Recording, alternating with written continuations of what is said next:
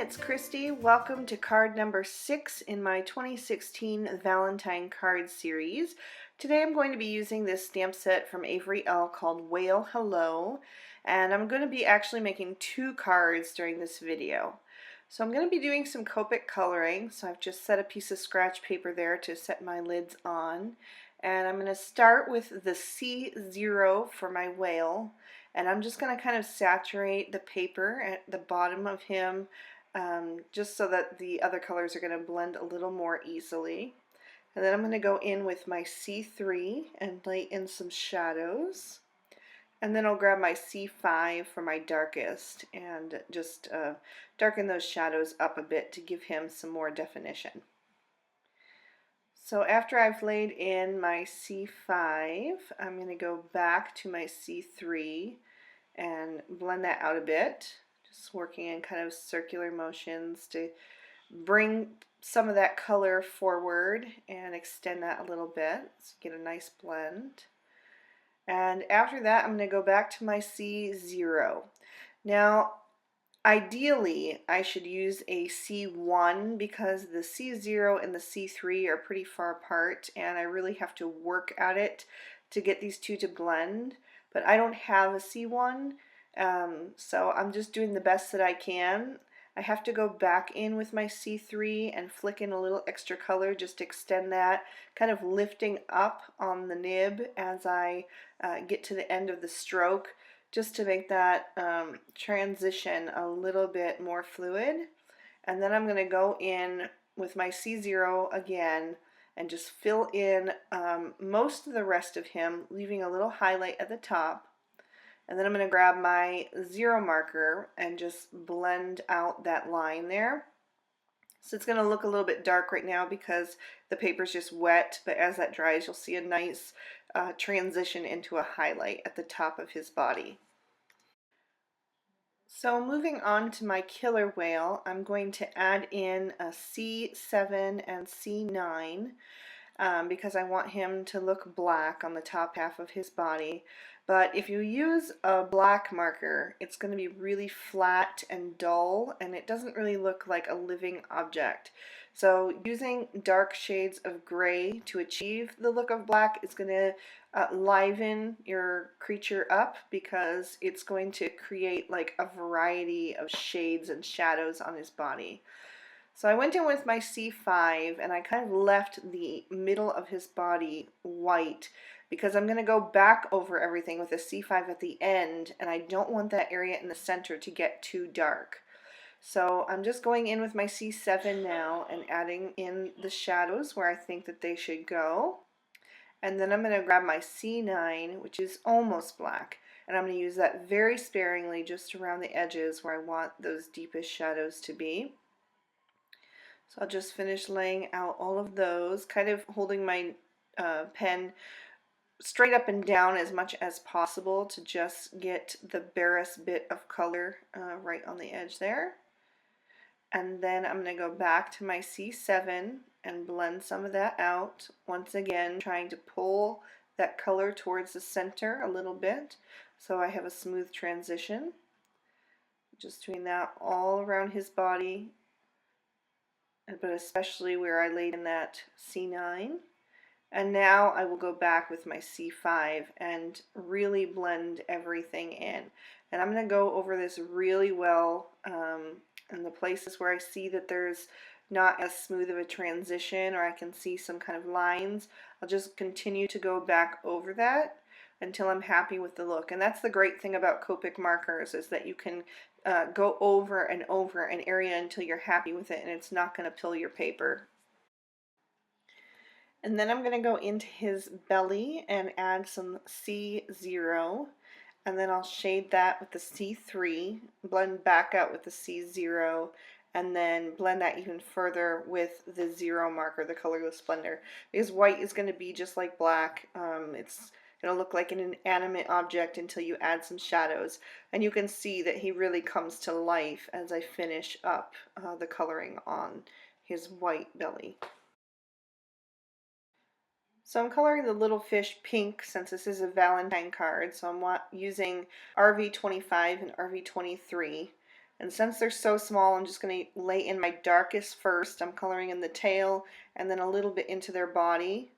And then I'm going to blend that out with the RV23, just real quick and simple. So after that, I thought I was done with my coloring, but looking at my whale, I decided that he just needed a little something extra. So I'm going back with my C3 and my C5, and I'm just doing a little dot detail along the bottom part of his body. I just thought that that would give him a little more personality, give him a little bit of quirkiness, and I was much happier with that result. So I'll just die cut those images out with the matching dies, and we'll move on to our focal panel. So I've got a piece of MFT's snow cone cardstock, and I just want to jazz it up a little bit and make it look a little more like an underwater scene.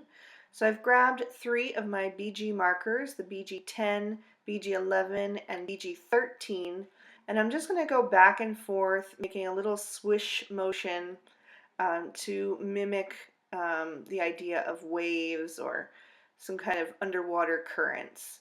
So I'll just go back and forth from lightest to darkest and then back down to the lightest again. And then I'll just set that aside to dry so that the marker can settle into the paper a little bit. So I'll die cut those panels out with the Lawn Fawn scalloped rectangle dies.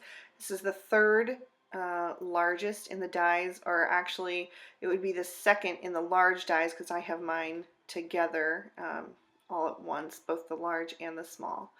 But anyway, I'm going to go ahead and place my images down on the panels so that I can see where I want to put my sentiment. So the whale is getting "Whale, you be my Valentine," and the killer whale is getting "Your killer." So I thought those would be cute.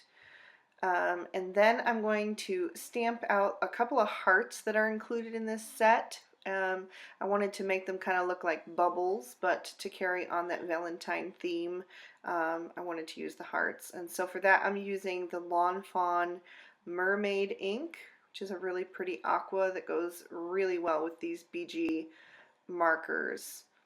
So I'll just stamp a couple of those here and there in different sizes. I love that they gave you 3 different sizes in this one little set, so you have a lot of variety.